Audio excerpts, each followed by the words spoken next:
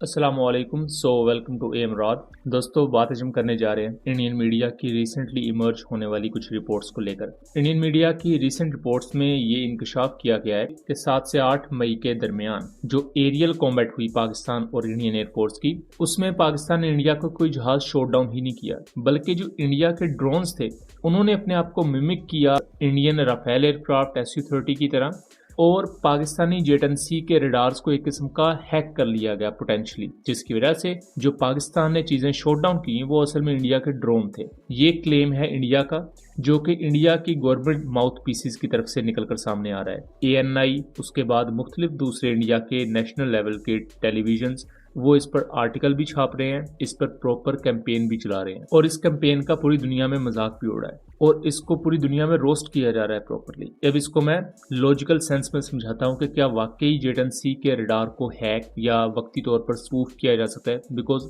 Military term में word spoofing use कर लिया जाता है हैक की बजाय। दोस्तों, इंडिया की इन रिसेंट शाया करदा रिपोर्ट्स में ये क्लेम किया गया है कि इंडिया के पास जो बंशी ड्रोन्स हैं, ये टारगेट ड्रोन्स हैं, इन्हें यूज किया गया है, जिन्होंने मिमिक किया, यानी रडार पर अपने आप को इंडिया के फाइटर जेट जितना बड़ा दिखाया, जिसकी वजह से पाकिस्तानी फाइटर जेट ने इन्हें राफेल या SU-30 या MiG-29 समझते हुए इन पर मिसाइल दाग दिए और अल्टीमेटली ये ड्रोन तबाह हुए जिन्हें पाकिस्तान फाइटर जेट समझ रहा है। सबसे पहले तो आप ये मलबे देखें फाइटर जेट्स के। राफेल का मलबा हमारे सामने है, फिर वो जो दूसरा राफेल पोमपुर के एरिया में या दूसरी जगह गिरा उसकी सैटेलाइट इमेजरी हमारे सामने है। इसके बाद MiG-29 का मलबा और SU-30 का मलबा हमारे सामने है, और ये मलबा ऑफिशियली DGISPR की प्रेस रिलीज में दिखाया गया था इंटरनेशनल मीडिया के सामने। ये इंडियन मिलिट्री के ऑफिसर्स की प्रेस कॉन्फ्रेंस नहीं थी जहां सिर्फ इंडियन मीडिया को लाकर चीजें दिखा दी गई। पाकिस्तान में जो प्रेस कॉन्फ्रेंसेस हुई उनमें मेजोरिटी इंटरनेशनल मीडिया की थी, और उनके वो करस्पॉन्डेंट बुलाए गए जो international media plus local media दोनों के साथ थे, और इन रैकेजेस को इंटरनेशनल मीडिया ने इंडोर्स किया कि ये बिल्कुल लेजिटिमेट है। ड्रोन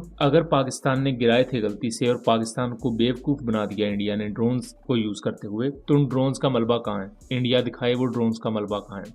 दूसरी चीज कि जिस बंदे ने ये आर्टिकल लिखे हैं, और जाहिर बात है इंडियन गवर्नमेंट और इंडियन एयरफोर्स की वहां पर ही लिखे होंगे, उस बंदे को अपना दिमागी चेकअप करवाना चाहिए कि एक ड्रोन किस तरह मिमिक कर सकता है फाइटर एयरक्राफ्ट की जगह। ड्रोन तो दिखने से पता लग जाएगा कि उसका RCS इतना थोड़ा होगा, उसकी फ्लाइट मूवमेंट, उसकी स्पीड के रडार पर मौजूद जो मिलिट्री पर्सनल होंगे वो उसी वक्त बता देंगे कि ये एक छोटा ड्रोन है, और एक फाइटर एयरक्राफ्ट का प्रॉपर पता लग जाता है, उसके रडार सिग्नेचर से ही उसका पता लग जाता है। इसके साथ साथ एक तीसरी चीज अहम है कि ये जो बंशी ड्रोन्स है ये यूके बनाता है, और यूके में इसका पूरा नाम है दोस्तों BTT-3 बंशी, और ये एक सिंपल टारगेटिंग ड्रोन्स है जिन्हें टारगेट प्रैक्टिस के लिए यूज किया जाता है। सरफेस टू एयर मिसाइल्स की जब प्रैक्टिस करवाई जाती है अपने मिलिट्री पर्सनल को, फाइटर जेट्स जब एयर टू एयर कॉम्बैट की प्रैक्टिस करते हैं तो इसे as a target drone use किया जाता है।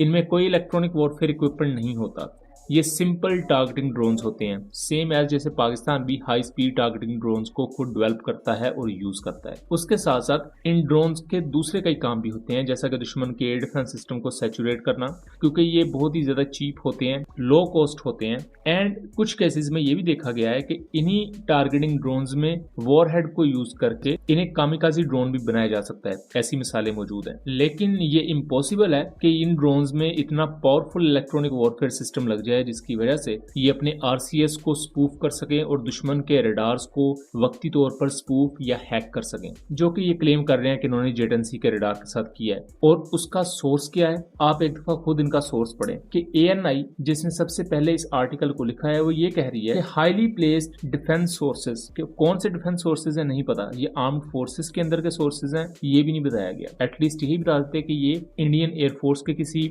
ऑफिशियल ने कहा है या किसी मिलिट्री ऑफिशियल ने कहा है। अब हाई प्लेस डिफेंस सोर्स से मुराद तो इनके अपने ही जो सो कॉल्ड जर्नलिस्ट होते हैं वो भी हो सकते हैं, क्योंकि वो भी अपने आप को डिफेंस एनालिस्ट ही कहते हैं।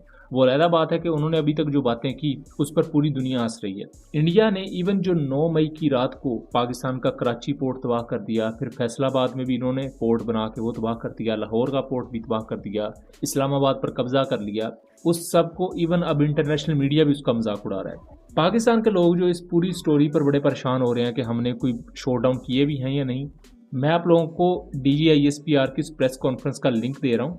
उसमें प्रॉपर इंटरनेशनल मीडिया के करस्पॉन्डेंट्स बैठे हुए थे, उन्होंने क्वेश्चंस किए, उनके जवाब दिए गए, ऑफिशियली रैकेज तक दिखाया गया इन तमाम जेट्स का। इसी वजह से ये इंटरनेशनल मीडिया रिपोर्ट्स आपके तमाम सामने हैं। हर इंटरनेशनल मीडिया रिपोर्ट एटलीस्ट 2 से 3 इंडियन एयरक्राफ्ट डाउन होने की खबर को कंफर्म कर रही है, जबकि बाकी क्लेम्स पर वो कह रहे हैं कि इन्वेस्टिगेशन हो रही है, उनके बारे में बाद में इन्फॉर्म किया जाएगा। तो इंडियन साइड पर जो ये नैरेटिव बनाया जा रहा है, इसको सिर्फ ये नहीं कि पाकिस्तान में रोस्ट किया जा रहा है, इसको पूरी दुनिया में ये चाइनीज ओस्टेंट देखें, वो मजाक बना रहे हैं कि ये जो नैरेटिव है कि इंडियन ड्रोन्स ने पाकिस्तान को बेवकूफ बना दिया। हालांकि इस आर्टिकल से इंडिया अपनी आवाम को ही बेवकूफ बना रहा है, क्योंकि पूरी दुनिया में जिस तरह इंडिया एक्सपोज हुआ है और इंडिया के क्लेम्स अब एक्सपोज हो रहे हैं, तो उससे इंडिया के अंदर भी लोगों में गुस्सा है। आप उसका एक झलक यहाँ देखें।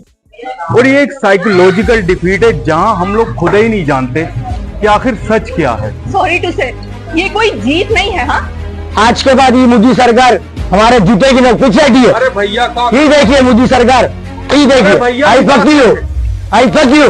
ओए केड़ी जित है, अगर ए जित है तो साडी जनता इतना गर्म क्यों हो रही है? मोदी जी, ये जो आपका वार स्टंट है ना, जो हर बार की तरह आप चुनाव के टाइम पर लेने के लिए आ जाते हैं वोट हमसे, ये हर बार की दफा नहीं चलेगा। हमारे मीडिया चैनल सिर्फ बकवास भेजते हैं। BBC, TRT जैसे इंटरनेशनल मीडिया ने भी दिखा दिया कैसे फेक फुटेज चलाई थी। 3 राफेल गिर गए, 20 नौजवानों का देहांत हो गया, और आप मीडिया वाले, आप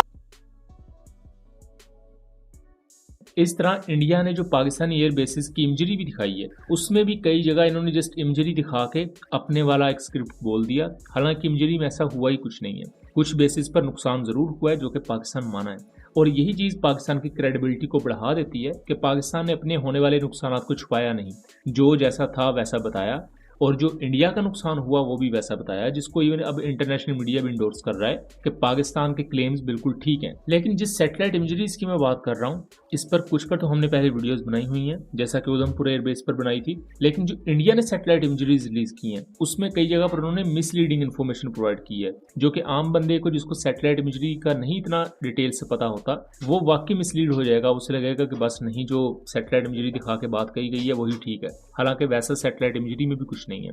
तो इन पर हम डिटेल से बात करेंगे आने वाली वीडियोस में। सो दोस्तों, उम्मीद करता हूँ चीज़ें क्लियर रही होंगी। वीडियो पसंद आई हो तो इसे ज़्यादा से ज़्यादा शेयर कीजिएगा, ताकि इस तरह की मज़ीद इंफॉर्मेटिव वीडियोस हम आपके लिए लेकर आ सकें। मिलेंगे अगली वीडियो में, तब तक के लिए अल्लाह हाफिज़।